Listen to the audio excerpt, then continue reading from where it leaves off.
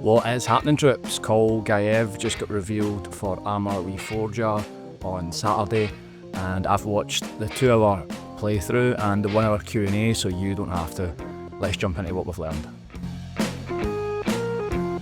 As many of you know, Kolgujev originally appeared in Operation Flashpoint Cold War Crisis, which was released in 2001, and in the words of the devs, it's been brought to life and into the modern day, developed on a brand new infusion engine.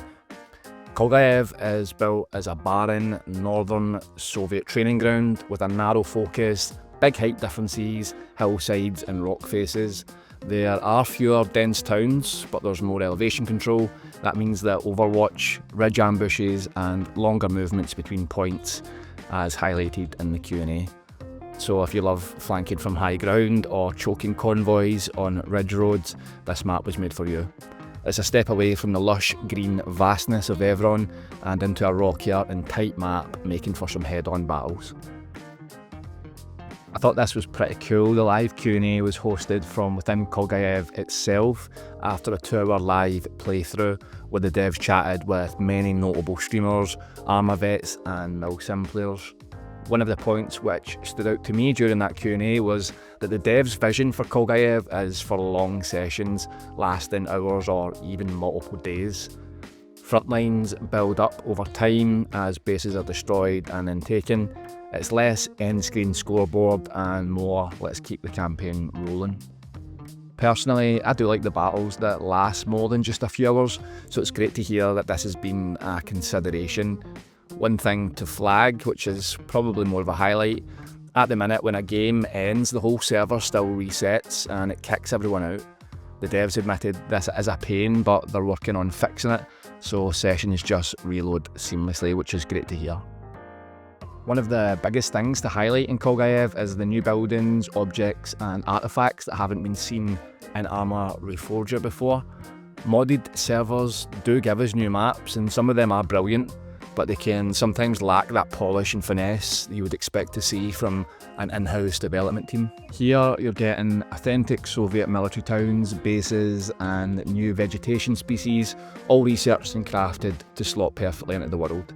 There are also propaganda posters, training artifacts and little Easter eggs scattered across the map that give it a lived-in, authentic Cold War vibe. That's the kind of detail modders often don't have the time or resources to deliver. And to give you an idea of the scale of effort, the devs said Kolgujev took about 6 months of pre-production and a full year of production, with 3 dedicated world designers plus a team of artists working on it. That's the difference. Where community maps might be up in a few weeks, this one had a full year of craft, testing and iteration behind it.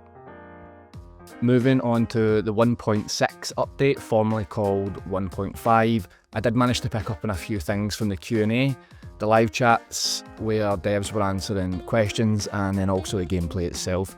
So I'm going to go into a quick fire into what we've learned about what's to come from the next update. So number 1, your team's commander can assign role-based tasks. Logistics teams get logistics jobs, assault teams get assault jobs, and this gives more direction to you and your squad. When you assign yourself to an objective, you're auto-added to the radio frequency of everyone else attacking that point. That means cleaner comms, faster coordination, and less chaotic platoon channels. They are also looking at changing radio backpacks to tickets, not passive refill from caches or supplies. This is being tested and is not final, but it would be a pretty big change. On vehicles, tracked vehicles got teased in chat, but there were no hard promises quite yet. They have said that no new helis are planned, and heli pilots will be disappointed to hear that J-hooks are going to be nerfed. You'll also be able to select from preset squad role builds that will be available to spawn in.